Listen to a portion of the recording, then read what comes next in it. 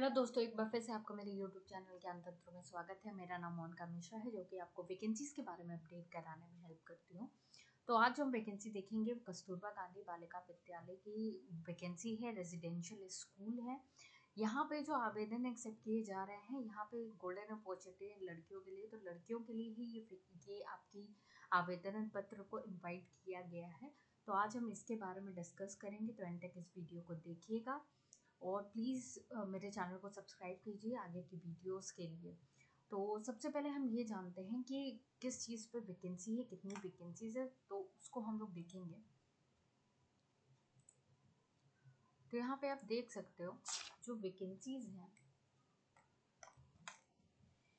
यहाँ पे देखिए सबसे पहले जो वैकेंसी है पूर्वकालिक शिक्षा की, वो शिक्षिका की, मतलब कि फुल टाइम आपके जो टीचर की वैकेंसी है वो आपकी अंग्रेजी विषय में है, विज्ञान में है, सामाजिक विषय में है, साथ ही साथ शारीरिक आपका शारीरिक शिक्षा में, अंशकालिक शिक्षा है, मतलब पार्ट टाइम टीचर। ये उनके लिए अच्छा होता है। मान लीजिए आप कुछ और काम कर रहे हो, साथ ही साथ अपनी एक्स्ट्रा अर्निंग चाहते हो, पढ़ाई कर रहे हो, उनके लिए एक अच्छी अपॉर्चुनिटी होती है। साथ ही साथ अंशकालिक शिक्षिका आपके कंप्यूटर में है, अंशकालिक शिक्षिका कला में, क्राफ्ट में एवं संस्कृत में, उर्दू विषय में भी आपकी वैकेंसी है। सहायक रसोइया, चपरासी और चौकीदार की वैकेंसी है। ये सारी वैकेंसीज आप लोग को देखने को मिलेगी। साथ ही साथ यहाँ पे एक कुल पद दिया हुआ है, कैटेगरी में दिया हुआ है। तो प्लीज़ आप लोग कैटेगरी ज़रूर देख लीजिएगा। ऐसा ना हो कि ऐसी कैटेगरी सीट है उसमें जनरल वाला अप्लाई कर रहा है तो कोई फ़ायदा नहीं है। आपका सिलेक्शन में प्रॉब्लम होगी, मतलब सिलेक्शन होगा ही नहीं, प्रॉब्लम क्या ही है, सिलेक्शन नहीं होगा। तो प्लीज़ अपनी कैटेगरी में आपकी सीट है कि नहीं है उस चीज़ को प्लीज़ देख लीजिएगा। तो यहाँ पे देखिए जो कुल पद है वो 1 है। कुल पद में आपका जनरल कैटेगरी में है, तो यानी सब आवेदन कर सकते हैं जी। यहाँ पे देखिए पूर्वकालिक शिक्षिका में विज्ञान में आपका जहाँ पे जो प्रति माह आपकी सैलरी रहेगी वो 24,200 है। इसकी भी 24,200, मतलब जो पूर्वकालिक शिक्षिका है उसकी 24,200 और जो पार्ट टाइम टीचर है, जो अंशकालिक शिक्षिका है, उसकी 12,181 मतलब 12,181 रुपीज़ आपकी सैलरी रहेगी। तो यहाँ पे कुल पद देखिए आपकी 2 है और ओबीसी में सीट है, एसटी में सीट है। तो यहाँ पे जनरल कैटेगरी वाला अगर अप्लाई करता है तो उसका इसमें सिलेक्शन नहीं होगा। तो आप अपनी कैटेगरी में ज़रूर सीट देख लीजिएगा। साथ ही साथ सब में आप लोग को दो वैकेंसीज देखने को मिलेगी। जो टोटल वैकेंसीज है यहाँ पे आपकी 22 वैकेंसीज हैं। और अदर कैटेगरीज में भी जो रसोइया वगैरह में अप्लाई करना चाहते हो कर सकते हैं। तो ये जो हमारी वैकेंसी आई हुई है, ये हमारे कार्यालय जिला बेसिक शिक्षा अधिकारी बिजनौर से वैकेंसी है। और इसकी जो लास्ट डेट है मैं यहाँ पे बता दूँ, काफ़ी पहले ये वैकेंसीज आई हुई थी लेकिन बाद में ध्यान दिया, ये 7 आपका जनवरी वैकेंसी है। तो जितने भी लोग अप्लाई करेंगे, बहुत ज़्यादा टाइम नहीं है, तो स्पीड पोस्ट से अप्लाई कीजिएगा और शाम को 5 बजे तक ही आपका आवेदन स्वीकार किया जाएगा। साथ ही साथ यहाँ पे शैक्षिक योग्यता देखिए, मतलब कंसर्न सब्जेक्ट में आपका स्नातक होना ही चाहिए। यहाँ देखिए, अगर अंग्रेजी विषय में आपका स्नातक होना चाहिए, एनसीटीई के द्वारा आपका बीएड होना चाहिए, मतलब मान्यता प्राप्त द्वारा कॉलेज से। साथ ही साथ टेट आपका क्वालिफाई होना चाहिए, टेट एग्ज़ाम क्वालिफाई होना चाहिए, तो आप अप्लाई कर सकते हो। यहाँ पे आपका विज्ञान है तो बीएससी होना चाहिए। अगर आपका सामाजिक विषय है तो इतिहास, भूगोल, नागरिक शास्त्र, इन सब में आपका ग्रेजुएशन होना चाहिए। साथ ही साथ यहाँ पे देखिए बीपीएड, आपका फिजिकल एजुकेशन में बीपीएड होना चाहिए। बीपीएड हो, डीपीएड हो और सीपीएड हो, आदि उपाधि। अंशकालिक कंप्यूटर में आपका स्नातक, आपका अंतर्गत बीएड, स्नातक के अंतर्गत बीएड और समक्ष एलटी तथा पीजीडीसीए होना चाहिए। और या तो बीसीए होना चाहिए, बीसीए होना चाहिए। काफ़ी थोड़ा हिंदी में दिक्कत होती है, बीसीए होना चाहिए। यहाँ पे डोएक आपका मांग रहा है कि डोएक अगर आपने किया हो तो वेल एंड गुड है, उसमें भी आप अप्लाई कर सकते हो। बीसीए के साथ कंप्यूटर स्नान अथवा स्नातक सहित डोएक अगर आपने किया हो तो आप अप्लाई कर सकते हो। और अंशकालिक शिक्षिका कला क्राफ्ट में आज से संबंधित स्नातक उपाधि सहित एनसीटी, मतलब कंसर्न सब्जेक्ट में आपका, और साथ ही साथ बीएड समक्ष एलटी परीक्षा उत्तीर्ण हो। उर्दू विषय में सेम सब्जेक्ट से आपका होना चाहिए, स्नातक होना चाहिए, बीएड होना चाहिए और शिक्षण में डिग्री या डिप्लोमा होना चाहिए। साथ साथ यहाँ पे जो आपकी जो सहायक रसोइयाँ हैं उनकी 6,433 सैलरी है। और जनरल कैटेगरी में 2 वैकेंसी है, ओबीसी में 4 है और एसटी में आपकी 1 है। टोटल 7 कैटेगरी है। तो ऐसे कोई लेडी हो जो अप्लाई करना चाहते हो वो अप्लाई कर सकते हैं। 7 से ज़्यादा व्यक्तियों की संख्या घट या बढ़ सकती है, तो वो स्कूल पे डिपेंड करता है, वो घटा सकते हैं या बढ़ा सकते हैं, कि उन डिपेंड करता है। तो चलिए कुछ इंपॉर्टेंट चीज़ों को हम लोग जान लेते हैं, कुछ इंपॉर्टेंट नियम एवं शर्तों को जान लेते हैं। यहाँ पे देखिए, आवेदन पत्र निर्धारित प्रारूप से साफ और सुंदर अक्षरों में हस्तलिखित टंकित की स्वीकार ही होगा। मतलब आपको साफ सुथरा देना है, ऐसा मतलब उल्टा सीधा लिखा हो या सही सीक्वेंस में ना हो, वो चीज़ नहीं होनी चाहिए। यहाँ पे देखिए, पूर्वकालिक शिक्षिका, अंशकालिक शिक्षिका, औद्योगिक शिक्षिका, लेखाकार, सहायक रसोई, चपरासी एवं चौकीदार के पदों पर केवल महिला ही अभ्यर्थी ही प्राप्त होंगी। मतलब सिर्फ महिलाएं ही आवेदन कर सकती हैं।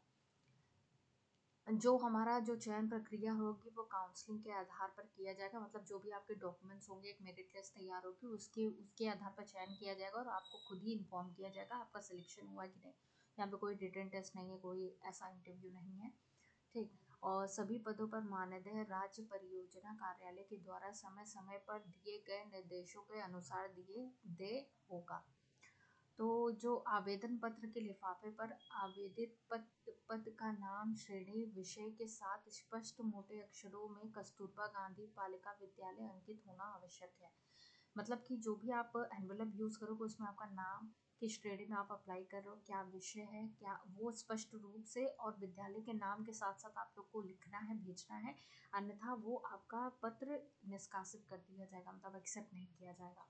साथ ही साथ आवेदन पत्र के साथ अंक पत्रों, प्रमाण पत्रों, चरित्र प्रमाण पत्र, जाति प्रमाण पत्र, मास प्रमाण पत्र, जो समक्ष अधिकारी प्रदत्त हो, तथा आधार कार्ड व पैन कार्ड के स्वप्रमाणित प्रतियां संकलन की जाए।